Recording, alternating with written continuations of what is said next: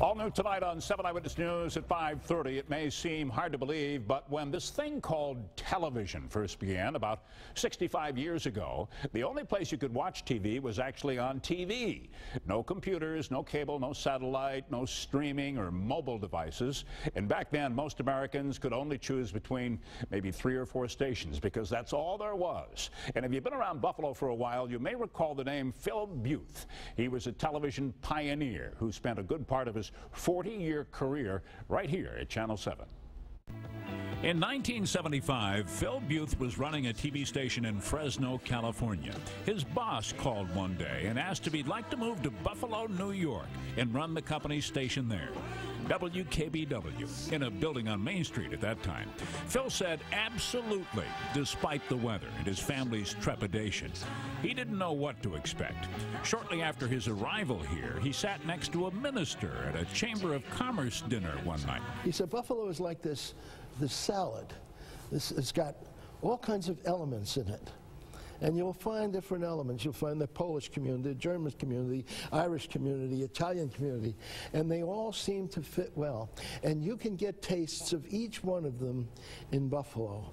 You can get a taste of each one. And when they get all together, you're going to love it. And love it he did. He spent more than a decade here. He built our current facility in 1978. He started the Variety Club Telethon.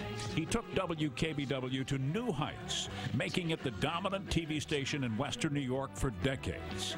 But he did have some help. And of course, I had Irv, Rick, and Dora, and they were the best trio, news, weather, and sports, and television, and perhaps any market in the country.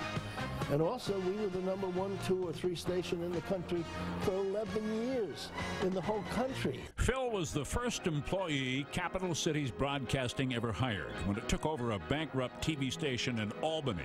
Phil started at $60 a week.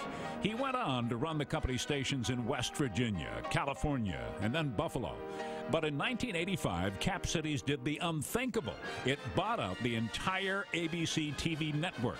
The deal forced the sale of WKBW for regulatory reasons. So Phil was then off to New York City. He became president of ABC Early Morning and Late Night Programming. He ran Good Morning America until he retired in the late 90s.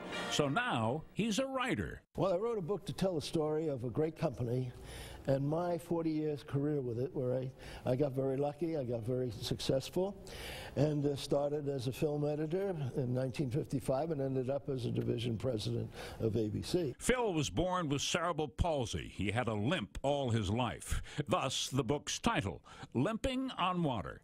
So on all his travels, all those jobs and that long career, where does Buffalo fit in? It was the best place I ever worked. Why? And I worked in people. The people of Buffalo were so resilient and so strong. In 1983, Bethlehem went down. We still made a record amount of money on the telethon for Children's Hospital. The people here have been so strong. Phil Beuth had the passion, and Buffalo is a better place because of it. He was a broadcaster's broadcaster. I hardly ever worked a day in my life. I went in and had fun every day trying to make the marketplace better, try to satisfy the people, and we believed in community service. And by the way, your new owners have a good reputation that way. And Phil is now helping out the Buffalo Broadcasters Association with the idea of setting up a new broadcasting museum here in town. Buffalo has a long broadcasting history going way back to Buffalo Bob and the old Howdy Doody show. Phil has a book signing coming up at the Talking Leaves bookstore. That's on Main Street in Buffalo, 7 p.m. on August 24th.